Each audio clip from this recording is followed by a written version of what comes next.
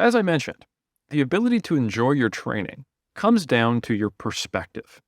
Not always, but many times, athletes have a perspective where they're heavily focused on their goal. And sometimes this goal focus actually takes away from the attainment of their goal. Now, I know that sounds strange, but I want you to check out the study that is being displayed right now in this course. It's by Fishbach and Choi, and it came out in 2012, and the title says it all: When Thinking About Goals Undermines Goal Pursuit. Now, this is a common theme that you can see in the goal-setting research, is that when people are focused on an outcome rather than the process, sometimes it leads to poor adherence. But this study actually goes so far to say that it can actually lead to poor performance. In this cool multi-experiment study, the authors set up multiple experiments looking at different activities, from flossing to doing yoga to folding origami to running on a treadmill. They had people either focus their thoughts on their goals or the enjoyment or the process of actually doing the activity. So what they had people do in this study specifically is they broke them up into two different groups.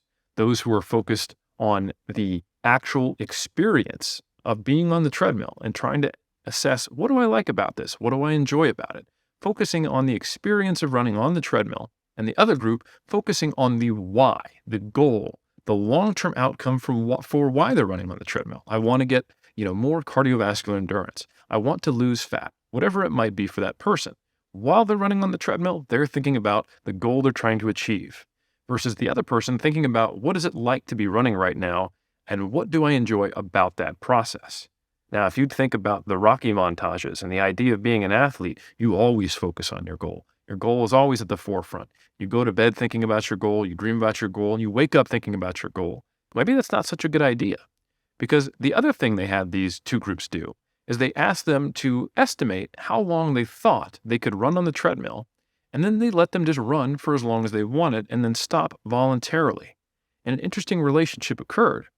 Those in the process-oriented group not only ran for a longer time period than those in the goal-oriented group, they actually exceeded their own expectations. As you can see here, they thought they'd run somewhere between 35 to 40 minutes, but they ended up running longer than 45 minutes. And the opposite occurred in the group that was focused on their goals. They thought they'd run for longer, but they barely made it past the 30-minute mark. So ultimately, it does seem to be true that the perspective you have, being focused entirely on the outcome and the goals rather than the process, is something that can harm your enjoyment and actually lead to poorer outcomes.